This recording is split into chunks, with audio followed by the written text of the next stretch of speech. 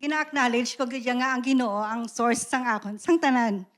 So, apart sang struggles financially, it is your heart, ang heart mo gid na siya nga kakang intention mo nga maghatag kay ang Ginoo nagatan-aw gid na bala sa aton tagipusoon kung pure or ang imo intention kag willing ka maghatag kag ang Ginoo amo ang ma-provide sang seed nga imo itanom.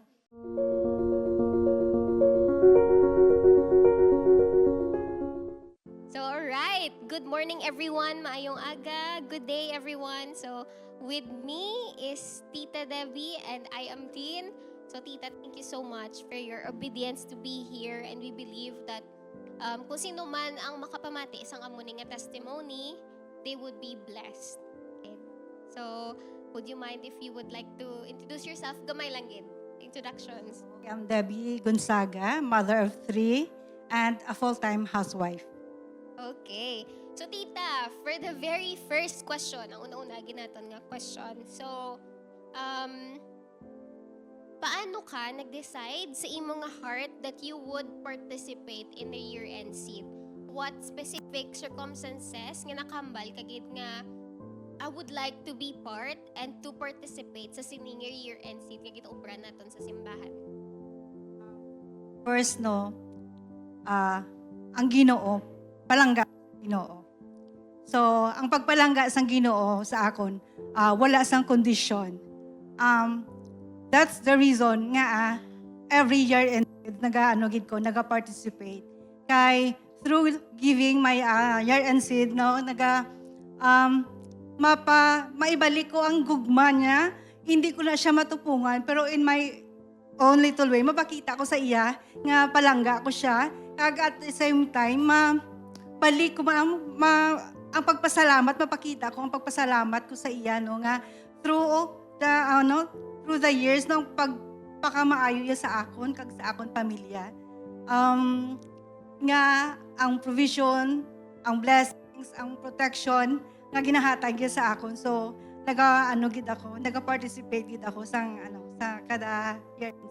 Wow, thank you so much for that, Tita. So, ang participation sang year-end seed, amo ni siya ang outflow sang pagpalangga sang Ginoo ginahatag sa aton.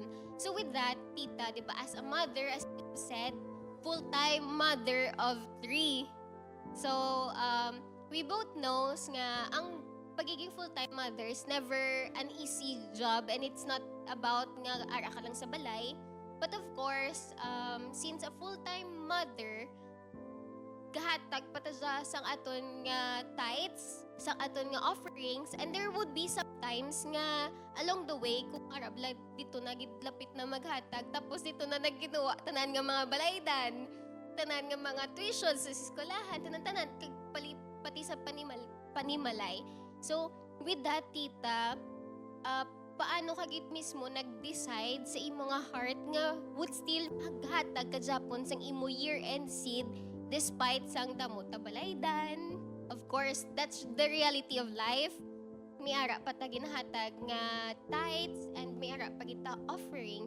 So, what's the reason nga naghatag ka pagid on top of that?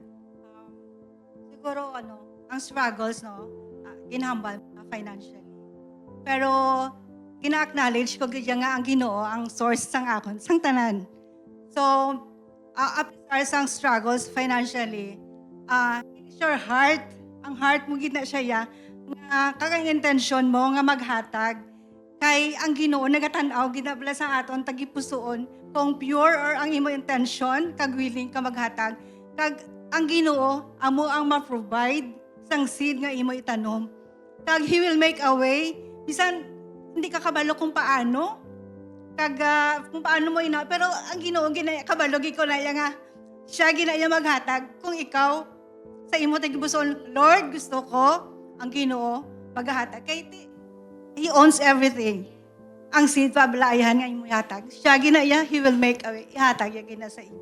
Kag di ba through by prayer man is siya ginaya manong Ginoo sa imo. Yes, that's right. Kapatid ko na, Tita, once there is a desire in your heart, si Lord ginaya mangita paagi nga ikaw man makatanom sang seed. Kay siya man mismo maghatag sa imo sang seed nga para itanom mo. Which is really good. And with that, of course, di ba, gatanom tas ang aton year-end seed. And we've been doing this for since dugay na sa muni nga simbahan. So my next question is, nagtanong na ta, and I believe nga may ara, gid ta na ani, kag may ara ta testimony. So would you like to share your testimony sa mga galantaw subong kung paano nag-move si Lord pamaagi sa paghatag naton sa aton nga year-end seed? So, bali, hindi ko na matandaan no, kung ano nga year. Kung ano to nga year nga nagtanom ako. Pero during that time, sang paghatag ko sang year-end seed ko, I am praying for miracles. To my family, ang ako ni Lord, ang ako na anak, may masakit. No? Pero by faith, nagtanom ako, nagsalig ko by faith nga, Lord, no, miracles will happen sa ila. Because God is good, kay gingrant again, no? Kay siling nila ko, no, ang giving, sa ina ka, liso, nga maka-activate, maka-open sang doors, sang blessings, kag miracles, kag during that time, grabe ka siya, by faith, Lord, ang ako ni Lord, kag ang akong bata, kag hinatag gina sang Ginoo sa akon. Amo na siya nga, kanami, gidya bala ko mag-ubay ka kay Lord, kay ihatag yagid ang imo prayer. Kag, siyempre, makita yan man nga, ang imo intention, bala kag imo prayer, tutuod gid. So, si Lord wala pang duwa-duwa ya, miracle will happen. Kung mabelieve ka lang gid sa iya, kag magsalig sa iya. Yes, thank you so much for that. And kanami gidya, because through our giving, it is when the Lord is moving through that. Amo gina namin gid sa nga muna. And next, tita, kabalo ko ang pag-decide ta sa paghatag sang year-end seed, hindi ni siya yahapos lang nga desisyon. And somebody, maybe nga galantaw subong, maybe they do have doubts. Gadwa-duwa sila, nga gahambal, bala nga, mahatag pa ko, kay syempre gahatag naman ko sang akon nga offering, gahatag naman na sang akon nga tithes, nga mahatag pagid ko sang akon year-end seed. So, ano nga encouragement ang mahatag mo sa ila for those person nga gadwa-duwa, or for those bala nga may ara sila heart maghatag, pero subong at this very moment, duka piot gid sang pangabuhi, nga wala gid sila ya bala means, how would you encourage them para maghatag in spite and despite sang mga tanan ng natabo? Another testimony. Over pila ka tuig din, kabalo ka sang source of income namon. So, biyahe ni tito mo is traditional gym. So, during that time, puno kami sang loan. Kag, for the past, labig-labig na, 10 years, more than, ang ina nga loan, wala ko na nabaydan ang principal. Interest lang gina siya for the past 10 years. So, ang ina nga utang, tamo na apektuhan ang studies ni James, ang amon nga kwan, pero amon na kasi nga, never underestimate the power of sin. Kay, through the participate ka sang seed, no?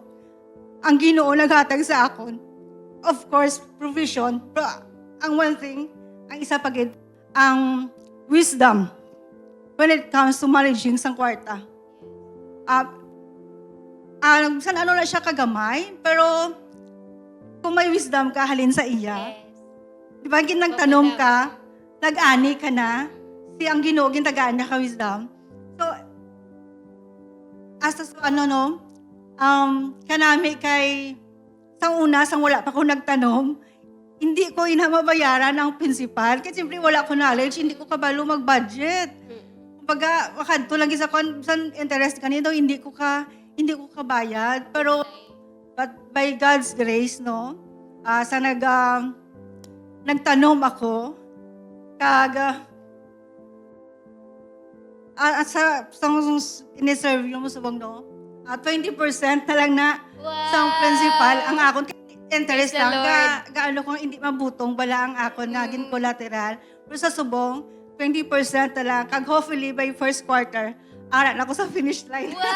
Matapos na ko. Praise the Lord. Never doubt, Gijaya. Yes.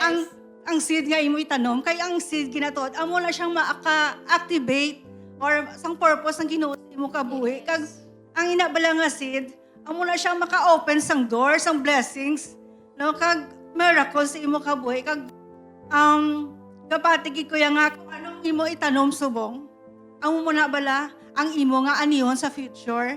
So gid siya gina-encourage ko gid no ang mga utot sa Ginoo na magtanom kamo diri sa mag-participate kamo galano sa ini nga year end kay wala kamo perdihon bala. Wala kamo perdihon kay invest kamo gani sa negosyo bala.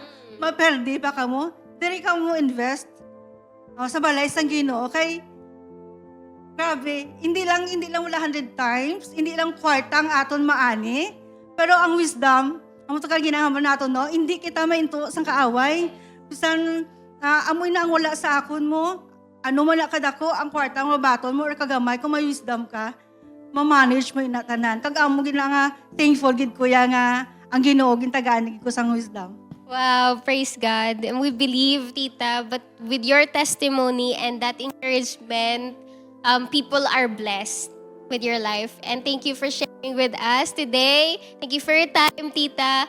And we'll see you all on our next episode. Bye!